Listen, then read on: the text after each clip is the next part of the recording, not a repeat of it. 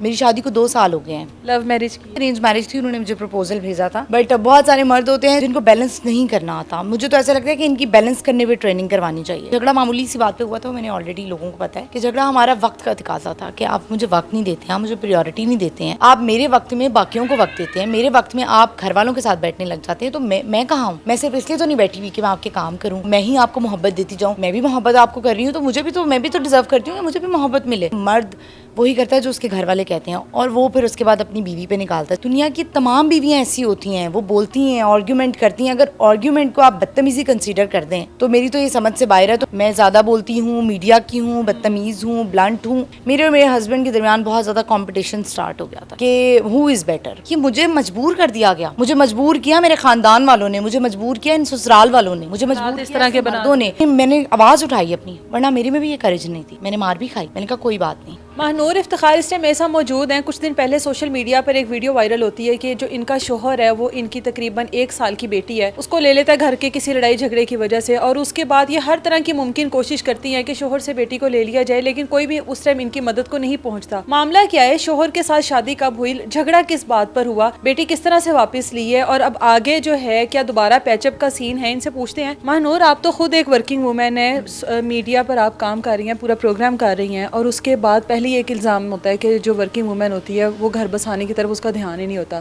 उसके बाद आपकी वीडियोस इस तरह से सामने आ जाना, पूरा सिनेरियो था क्या? असल में एक तो जो आप ये बात कर रही हैं वर्किंग वुमेन, मुझे ऐसा लगता है कि वर्किंग वुमेन पे डबल जिम्मेदारी होती है। मर्द तो जाता है, नौकरी करता है, उसने अपना घर देखना है, सारी चीज़ें जो घर के मामलात होती हैं वो तो करने ही करने हैं। लेकिन जब एक औरत कमा रही होती है तो उसने घर भी देखना होता है, अपने हस्बैंड को भी देखना होता है, और उसने खाना ये वो सब कुछ करना होता है। इवन दैट कि नौकरी से वापस जाके भी उसने ये करना होता है। मेरी जो नौकरी है अल्हम्दुलिल्लाह, अल्लाह का शुक्र है कि वो बहुत ज़्यादा ऐसी नहीं है कि जो मेरे ऊपर बर्डन हो। ये अल्लाह की तरफ से ये है कि मुझे सिर्फ हफ्ते में 2 दिन जाना होता है रिकॉर्डिंग्स के लिए, और मेरा पूरा वीक फ्री होता है। मैं उस पूरे वीक में भी बहुत कुछ कर सकती थी अगर मैं अपने थोड़ा माजी की तरफ जाऊँ। वो जो औरतें होती हैं ना, जो बहुत कुछ कर सकती होती हैं और उनके पास ये पावर होती है, जब उनकी शादी हो जाती है तो फिर उनके मियाँ उनको दबा देते हैं। मैं ये कहती हूँ कि उनके ऊपर प्रेशर किस चीज़ का होता है। ये जो हमारा सारा मामला हुआ है ना, जो झगड़ा हुआ है, ये सिर्फ हस्बैंड के और मेरे दरमियान नहीं है, और ये तमाम उन लोगों के दरमियान है जो इस चीज़ का हिस्सा बने हैं, जिनमें सबसे पहले हैं ससुराल वाले। हस्बैंड वाइफ आपस में ठीक हो जाते हैं, ये मैं आपको बता रही हूँ। वो ठीक होने दें तो जी, आप तो ये तो आप अच्छे तरीके से जानती होंगी कि husband wife at the end ठीक हो जाते हैं। उन्होंने कोई ना कोई मेल्ट हो ही जाता है, अनटिल अनलेस कोई जाहिल इंसान ना हो। इसी तरह मैं भी यही हूँ, हमारा भी यही सीन था कि हम ठीक हो जाते थे, चाहे 2 दिन बाद हों, हफ्ते बाद हों। कितनी देर हुई है शादी? मेरी शादी को 2 साल हो गए हैं। लव मैरिज की है? लव मैरिज तो नहीं थी, अरेंज मैरिज थी। उन्होंने मुझे प्रपोजल भेजा था, लेकिन हम एक सेट पे मिले थे। हम एक शूट था हमारा कमर्शियल का, मेरा एक इंटरव्यू भी चल रहा था सजल के साथ ही। उसमें मैंने बताया था कि आई एम हैप्पीली मैरिड, मतलब अगर मैं अपनी और हस्बैंड की बात करूँ तो हमारी लाइफ अपनी ठीक चल रही थी। हमारे मसले थे जिसको हम ओवरकम करने की कोशिश कर रहे थे, डिस्कशन कर रहे थे। लेकिन कुछ मर्द होते हैं जो बहुत ज़्यादा लाइलग होते हैं। यहाँ में मर्द अब बैठे हैं, कहीं ऑफेंड ना हो जाए, बट बहुत सारे मर्द होते हैं जो जिनको बैलेंस नहीं करना आता। मुझे तो ऐसा लगता है कि इनकी बैलेंस करने पे ट्रेनिंग करवानी चाहिए। हालात इतने ऐसे हो गए हैं, महंगाई हो गई है, सब कुछ हो गया है कि मर्द वही करता है जो उसके घर वाले कहते हैं, और वो फिर उसके बाद अपनी बीवी पे निकालता है। जब बीवी पे निकालता है तो बीवी जब लड़ती है तो फिर उसको बुरा भला बोला जाता है। दुनिया की तमाम बीवियाँ ऐसी होती हैं, वो बोलती हैं, आर्ग्यूमेंट करती हैं। अगर आर्ग्यूमेंट को आप बदतमीज़ी कंसीडर कर दें तो मेरी तो ये समझ से बाहर है। तो मैं तो ये भी इल्ज़ाम लगाया गया होगा कि आपका तो काम ही बोलना है, तो जिस वजह से आप ज़्यादा बोलती होंगी। मैं ज़्यादा बोलती हूँ, मीडिया की हूँ, बदतमीज़ हूँ, ब्लंट हूँ। और हमारे माशरे में एक सबसे बड़ी चीज़ मर्द और औरत के दरमियान में, मियाँ बीवी के दरमियान में, अगर बीवी कोई अच्छी बात कर लेगी, उससे ज़्यादा अच्छी, अगर उससे ज़्यादा समझदारी वाली बात कर लेगी तो ये उससे बर्दाश्त नहीं होगा। वो अपने आप को समझेगा कि ये इसने मेरे से अच्छी बात क्यों कर ली है। वो कंपटीशन शुरू हो जाता है। मेरे और मेरे हस्बैंड के दरमियान बहुत ज़्यादा कंपटीशन स्टार्ट हो गया था कि हु इज़ बेटर, कौन ज़्यादा अच्छी बात कर रहा है, कौन ज़्यादा। ये जब कंपटीशन स्टार्ट हो जाता है ना, तो फिर आपका रिलेशनशिप बहुत मुश्किल होता है चलना। मेरी सिचुएशन में जो मेरे साथ हुआ है, ये सिर्फ कल उस दिन का वाक़या नहीं था, इससे पहले भी होता रहा? पहले भी बहुत कुछ होता रहा कि मेरी जो नंद हैं जो मेरे हस्बैंड की वाइफ हैं, बहन है सॉरी, वो उन्होंने जो तमाम 3 घर थे वो उन्हीं की वजह से बर्बाद हुए। बड़े बुज़ुर्ग कहते हैं कि पंजाबी की एक उसके ऊपर भी ठीक है हालात ऐसे होंगे, लेकिन वो बड़े बुजुर्ग ये कहते हैं कि जिस कार 'च पैना होन उथे भरावां दे कार नहीं वसते, मतलब वो यहीं पर होती हैं। यहीं पर होती हैं। और वो ख़ुद भी 2 दफ़ा तलाक याफ्ता हैं। तो अगर आपके साथ ये हादसा हो गया है तो आप बाकियों की इसकी सज़ा क्यों दे? तो नहीं है फिर बाकी सबके साथ भी वही तो मैं कह रही हूँ कि आप अगर आपके साथ ये हादसा हो गया है, अल्लाह ने आपकी किस्मत में ऐसे ही लिखा हुआ था, बाकी औरतों का क्या कसूर है? उमर की 3 बीवियों का क्या कसूर था? उमर की मैं चौथी बीवी, मेरा क्या कसूर था? इस बात का आपको पता था आप चौथी बीवी हैं? मुझे पता था चौथी बीवी है, लेकिन अगर चले मैं थोड़ी सी सिचुएशन बता देती हूँ कि जो उन्होंने मुझे बताया था, उन्होंने कहा कि मेरी पहली बीवी है वो 2 महीने बाद चलेगी, दूसरी बीवी है वो भी 3 महीने बाद चलेगी। मैंने कहा चलें पहली और दूसरी की तो गलती है। अब आप कहेंगी क्यों गलती है उसकी? गलती इसलिए है कि रिलेशनशिप हमेशा थोड़ा टाइम मांगता है, कम से कम वो 1 साल मांगता है। अगर 2-3 महीने में लड़की डिसाइड कर ले कि मैंने नहीं रहना, तो ये फिर उसकी गलती है, क्योंकि रिलेशनशिप को वक्त लगता है, साल लगता है, कुछ लोग 2 साल भी ले लेते हैं और कुछ लोग तो बहुत सारे साल गुजार के भी कहते हैं समझ नहीं सके। हाँ, समझ नहीं सके और सच्चा प्यार नहीं मिला 6 बच्चों के बाद। तो ये जो चीज़ें हैं ना, ये चलती ही जाती हैं। उनकी जब मुझे 2 बीवियों का पता लगा तो मैंने कहा चलें ठीक है, ये तो उनकी गलती है, बट अल्लाह ने आपकी किस्मत में ऐसा लिखा हुआ था। जब तीसरी बीवी का मुझे पता लगा तो तीसरी बीवी को उन्होंने 2 दफ़ा तलाक दी। तीसरी दफ़ा तलाक नहीं दी हुई थी, वो उन्होंने मुझसे छुपाया, क्योंकि मैंने उन्हें कहा था कि अगर आपने अपनी तीसरी बीवी को अभी तलाक नहीं दी हुई है तो मैं आपसे शादी नहीं करूँगी। उन्होंने कहा नहीं, मेरी तलाक हो गई है, मेरी तलाक हो गई है। मैंने उन पर यकीन किया, लेकिन जैसे ही उनकी बीवी ने केसेस किए, मैं 7 मंथ प्रेगनेंट थी, तब मुझे पता एकदम से धमाका हुआ कि जी वो तो उनकी जो साबिका निकाह में है, नहीं साबिका बीवी है, उन्होंने केसेस किए। मैं असल में मेरी शादी से 1 हफ़्ता पहले उन्होंने अपनी बीवी को तीसरी तलाक दी। ये मेरे लिए बहुत बड़ी बात है कि मुझे ऐसा लगता है कि मैंने एक औरत की, आज मैं किस लिए बैठी हुई हूँ, मैं क्यों इंटरव्यू दे रही हूँ, मुझे शौक़ है टीवी पे आने का, मैं तो ऑलरेडी टीवी पे काम कर रही हूँ। मैं किस लिए बैठी हूँ? क्योंकि मैं एक औरत हूँ और मैं चाहती हूँ किसी और औरत के साथ ये ना हो। ये जो बार बार मैं लोगों को मैसेजेस दे रही हूँ कि एक औरत अपने हक़ के लिए आवाज़ उठाए, ये मेरे में भी करेज नहीं थी। आई प्रॉमिस, ये मेरे में भी करेज नहीं थी कि मैं हक़ के लिए आवाज़ उठा सकूँ, मैं मीडिया पे आऊँ और मैं ये बोलूँ।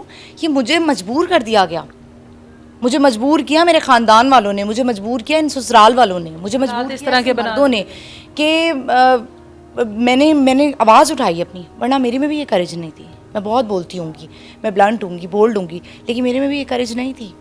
मैंने जब देखा कि जब ये मेरे साथ हुआ तो मेरे ख़ानदान में से एक फ़ोन नहीं आया। किस चीज़ के मारे फ़ोन नहीं आया? इज़्ज़त के मारे।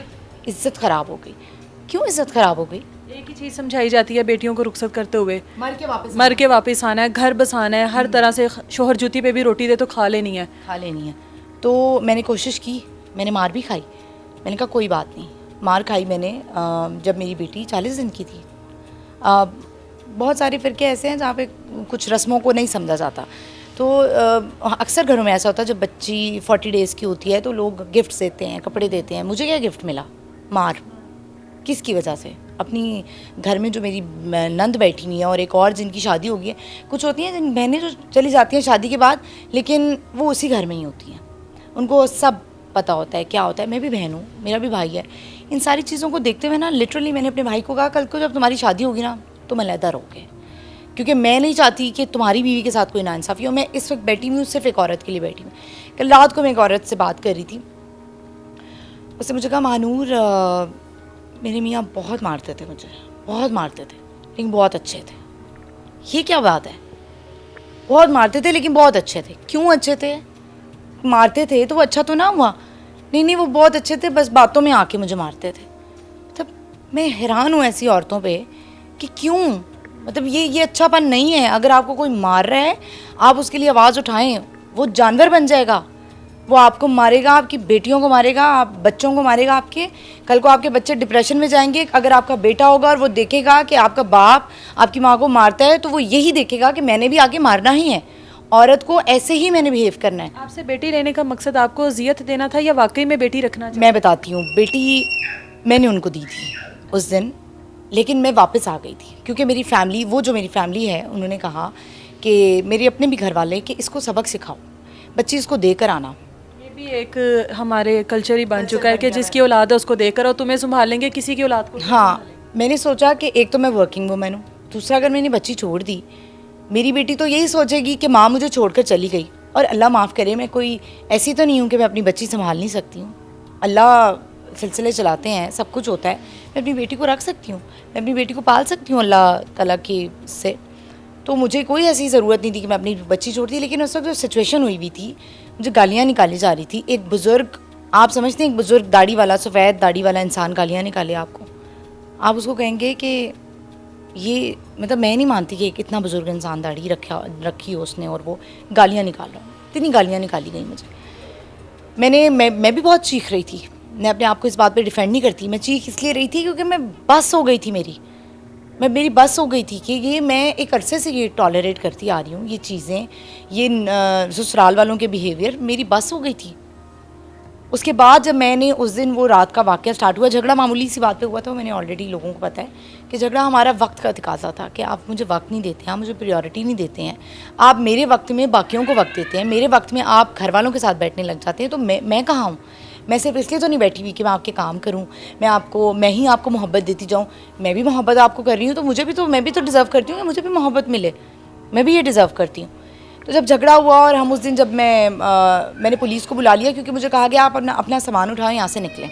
मैंने कहा आज तो नहीं मैं जाऊँगी, आज मैं यहीं बैठी हूँ, आज अपना सामान तो मैं उठाऊँगी, लेकिन आज मैं पुलिस के साथ जाऊँगी क्योंकि मेरे पास कोई भी नहीं है, मेरी कोई फैमिली नहीं है, मेरा भाई छोटा है, मेरी माँ जो है वो ना सुन सकती है ना बोल सकती है, तो मैं जो है वो पुलिस के साथ जाऊँगी। उन्होंने कहा ठीक है। मैंने पुलिस बुलाई, मैंने कहा मुझे जो है ना नीचे जाना है। जब मैं नीचे उतर रही थी तो उन्होंने मुझे गालियाँ देना शुरू कर दी। उस पर मैं चीखी इज्जत से। अगर मैं पुलिस के साथ जा रही थी तो आपको चाहिए था कि आप मुझे ना कुछ कहते। पुलिस बर वक्त पहुँच गई? पुलिस बर वक्त तो नहीं पहुंची। पुलिस 6 मैंने कॉल्स की। वो जो वो बनाया हुआ है, वुमेन सेल बना हुआ है, मरीम नवाज़ साहिबा ने वो बनाया है औरतों के लिए, बहुत अच्छा काम है।